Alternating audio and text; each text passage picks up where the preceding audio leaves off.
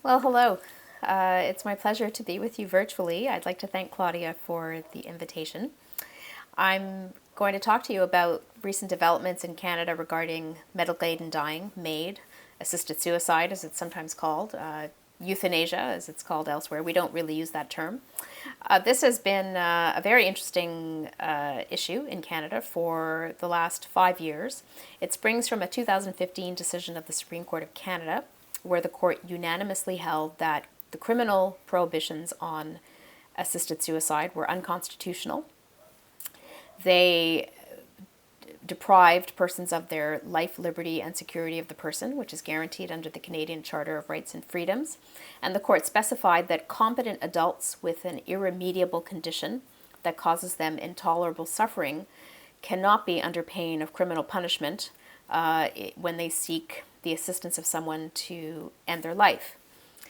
The federal government responded with amendments to the criminal code that, in some measure, reflected much of what the Supreme Court decided in the Carter case, but in other measures were more restrictive. And the most notorious of these restrictive measures was the government specifying that in order to be eligible for medical aid in dying, your death had to be reasonably foreseeable. Although the law didn't define what that meant, it clearly was intending to invoke some sort of temporal connection between the actual provision of assistance and one's death. And this is not a factor that was discussed at all in the Carter case. The plaintiffs in Carter had degenerative illnesses, but not terminal ones, and it really seemed to come out of nowhere. It's largely accepted that the provision was meant to respond to the concerns of persons in the disability rights community, some of whom believe that medical aid in dying poses a profound existential risk to persons with profound disabilities and sends a really troubling message about the value of their lives. Nonetheless, this additional criterion was seen as highly problematic and really one that would render the law constitutionally suspect, including Professor Peter Hogg, our most preeminent constitutional scholar who originally hails from New Zealand. And I only mention this because sadly Peter died earlier this month, and I just want to pay tribute to his contribution to Canadian constitutional law. Well, Peter was right. The law has now been found unconstitutional by a Quebec trial judge who accepted arguments that the reasonable foreseeability criterion both violated the right to life, liberty, and security of the person, and also violated the equality rights of persons with disabilities. The judge struck down those provisions and gave a 6-month grace period for them to be rectified.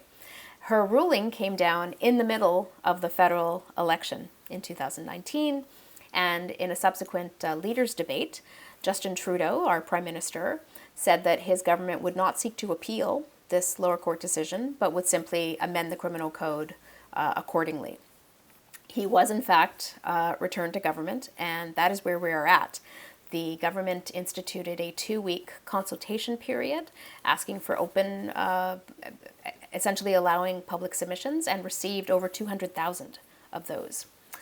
So there are a number of really interesting issues that now at play. One is that the current Attorney General was not in cabinet at the time that the Carter provisions were passed, and actually voted against them.